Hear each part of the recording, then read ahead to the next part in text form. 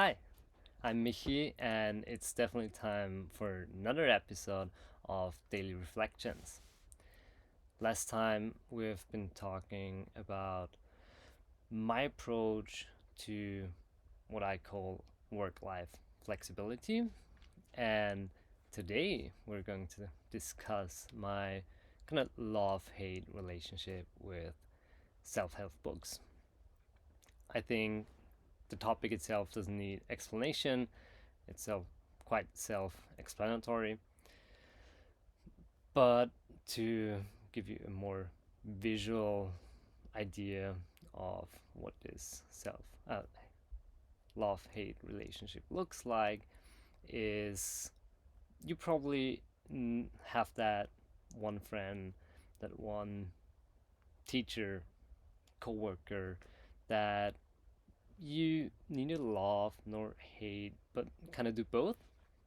And that's the case for me with those so called self help books. I'm also not gonna go deep into what makes a self help book. Make up your mind on your own. I think most of those books are already classified as two examples that come to my mind is Start with Why from Simon Sinek, or an old time classic, How to Win Friends and Influence People by Dale Carnegie. Also, I'm not gonna go into which of those two books I like and which I don't. And there are several more I read in the past, so that would be a huge list. And I'm sure that at some point we'll discuss one or the other book. But for now, that's two examples that I consider self-help books. So now, getting into the discussion for today, to me, first of all, self-help books, I believe, have kind of a bad reputation, at least for many of us. They do for me. And still, many people read them. I read them too. And they come with kind of pro and cons. Let's start with the more negative parts of it first. So, the reason why I do not completely buy into self help books is most of them lack a scientifically sound foundation, and for good reason. But even beyond that, many of them are highly superficial. They promise things that most likely won't work for others, won't work in the real world, won't work for me, because it depends on so many different factors, not to speak of luck. They kind of promise those silver bullets, usually come with that clickbaiting title. And what I cannot stand at all is the way some of those books approach the idea of helping others in terms of do these 7 things and grow rich, or be happy, be successful. So, of course, some of those things might be true, might work, but they're over promising on what they can actually deliver. There's a catch. It doesn't mean that I totally exclude that kind of work from my life, but I choose very consciously and deliberately on what I read, but also I want to explore new ideas, new things that doesn't fit my worldview, my today's worldview and beliefs. So I'm always trying new things out, reading new stuff in that category. Sometimes it works, sometimes I'm satisfied, sometimes I'm not. But self-help books come also with some positive aspects.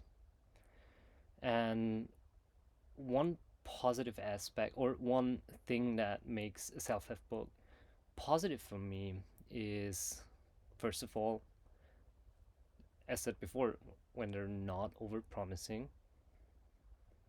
And this kind of leads to telling the truth. Most of them are not scientifically backed up. Most of them, or most of the people who write them, write it based on personal experiences, and those resemble mostly like case studies, not really statistically relevant research. But also, they they let you know the limitations of their experiences, how and why it worked for them.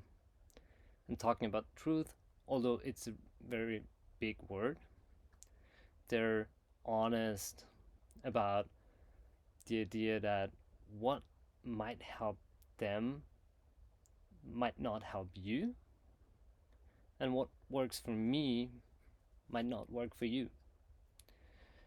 So, a book that is open about that, open about those limitations, that is honest about being written purely on experiences, they still deliver a set of values that this person holds. And in many instances, those values are, at least to me and to my understanding, my worldview, are good. They make a good person. For example, if a self-help book essentially is about the idea of caring for other people, thinking in terms of the other person's view, then I believe that those kind of books actually provide value, although they're not scientifically valid. Yeah, so in a nutshell, I will continue to read self-help books. You might like them, you might not like them. Usually they're easy reads, so it's always good as kind of a time filler. But if you either have read them or if you consider reading them, it's not a bad thing. Maybe you don't want to tell everybody out there that you're consuming that kind of material. But if you do, there's one thing I usually do, or I would ask you to do. Read it carefully.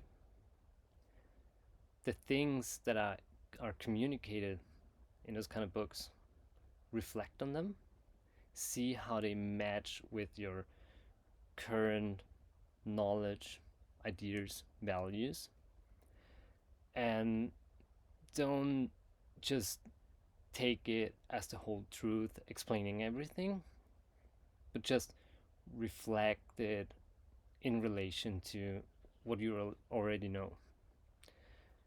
So be critical, be aware of what you're reading. It's not a study book. It's not um, something where a tremendous amount of research has went into, but it's really how people experience, and then also explain, rationalize what they have experienced. So be, again, aware, critical, reflective. And I think with these little tools, with that kind of awareness, self-help books might actually be something for you. At least that's how I enjoy them. And in one or the other, I actually find some piece of truth, at least. as far as I can tell.